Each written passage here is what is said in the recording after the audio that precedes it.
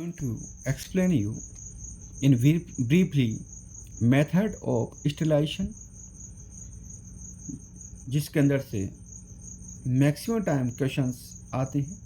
तो method of sterilisation के अंदर फर्स्ट है, जिसे ए नाम दिया है मैंने, फिजिकल मेथड, जिसका अंदर फर्स्ट है टेम्परेचर। तो टेम्परेचर आपका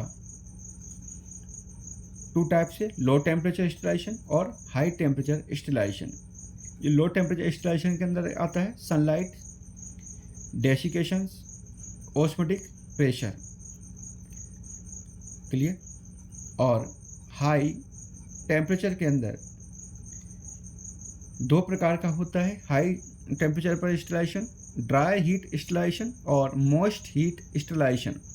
जो ड्राई हीट स्टेरिलाइजेशन होता है वो ऑक्सीडेशन पर डिपेंडेंट होता है, और मॉइस्ट हीट स्टेरिलाइजेशन जो कि माइक्रो ऑर्गेनिज्म के अंदर मौजूद प्रोटीन को प्रेसिपिटेट कर देता है, क्लियर।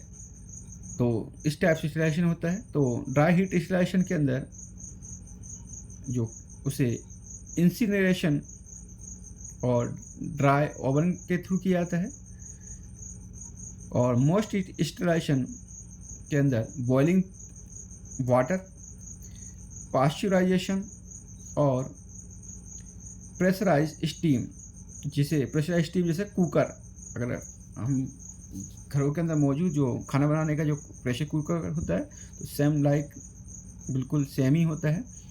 और बॉइलिंग वाटर एंड पास्चुराइजेशन जो कि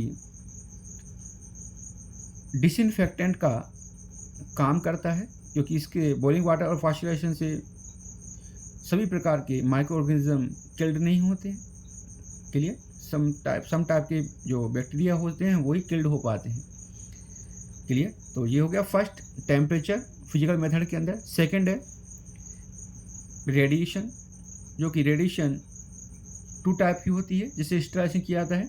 नॉन आयोनाइजिंग, जिसके अंदर यूवी रेज आती हैं, और सेकंड है आयोनाइजिंग रेडिएशन, जो कि आयंस को जनरेट करते हैं, एक्सरे, गामा रेज और कैथोड रेज, क्लियर।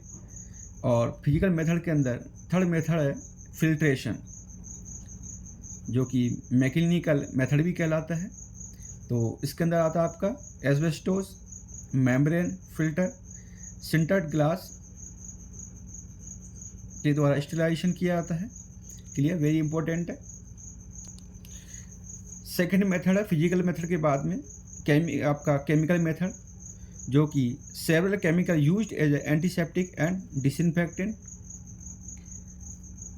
जो गैस, इसके अंदर गैस का और लिक्विड का यूज किया जाता है फॉर स्टेरिलाइजेशन के लिए, तो गैसीय स्टेरिलाइजेशन कहलाता है। उस गैसीय स्टेरिलाइजेशन के अंदर आपका फॉर्मेल्डिहाइड, एथाइलिन ऑक्साइड और ओजोन गैस का यूज किया जाता है स्टेरिलाइजेशन के लिए। नेक्स्ट है liquid sterilisation, alcohol, halogens, phenol और एल्डिहाइड्स इसके अंदर आपके आते हैं। नेक्स्ट फर्स्ट मेथड ले रहा हूँ, फिजिकल मेथड, और थोड़ा सा इम्पोर्टेंट है इसलिए मैं थोड़ा बता रहा हूँ कि सर्वाइवल टेम्परेचर ऑफ बैक्टीरिया के अकॉर्डिंग बैक्टीरिया का सब डिवीजन किया गया है। तो इसके अंदर फर्स्ट है साइक्रोफिल्स, जिनका जो कि लेस देन 0 डिग्री सेंटीग्रेड पर सर्वाइव करते हैं। सेकंड है साइक्रोट्रॉप्स, जो कि 0 to 30 डिग्री सेंटीग्रेड टेम्परेचर पर सर्वाइव करते हैं। नेक्स्ट है मीजोफाइल्स, जो कि 15 to 45 डिग्री सेंटीग्रेड टेम्परेचर पर सर्वाइव करते हैं। थर्मोफाइल्स, जो कि 40 to 80 डिग्री सेंटीग्रेड टेम्परेचर पर सर्वाइव करते हैं। और नेक्स्ट है हाइपर थर्मोफाइल्स, अब दे 65 डिग्री सेंटीग्रेड टेम्परेचर पर ये सर्वाइव करते हैं। तो थोड़ा ध्यान रखना है, एग्जाम के अंदर कई बार पूछ लिया जाता है, क्लियर। और मैं इसे ब्रीफली आपको डिस्क्राइब करूँगा ताकि आपको इसका एग्ज़ाम के अंदर बेनिफिट मिल पाए, क्लियर। जो काम का होगा वो ही मैं डिस्कस करूँगा इसके अंदर। नेक्स्ट फिजिकल मेथड के अंदर टेम्परेचर, जिसके अंदर मैं लो टेम्परेचर को ले रहा हूँ। लो टेम्परेचर के अंदर आता है आपका सनलाइट, जो कि नेचुरल वे से स्टेलाइजेशन करती है, क्योंकि इसके अंदर मौजूद जो यूवी रेज होती हैं, जो बैक्टीरिया के अंदर मौजूद जो डीएनए होता है उसको डैमेज कर देती है। सेकेंड सी के अंदर लो टेम्परेचर के अंदर लायोफिलाइजेशन या डेसिकेशन, जो कि फ्रीज ड्राइंग प्रोसेस होता है, एक्सट्रीमली ड्राइंग की जाती है इसके अंदर, क्लियर, और इसे वैक्यूम के अंदर परफॉर्म किया जाता है और it prevent metabolism of micro organism due to extreme drying, कि जब आपका जो किसी भी जो कि प्रोडक्ट है जब उसे एक्सट्रीमली ड्राइंग करते हैं तो क्या होता है कि बैक्टीरिया के अंदर मौजूद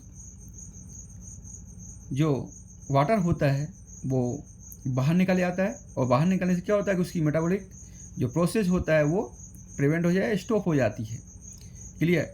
थर्मोलेबाइज सब्सटेंस के लिए सुटेबल होता है लायोफिलाइजेशन या डेसिकेशन, और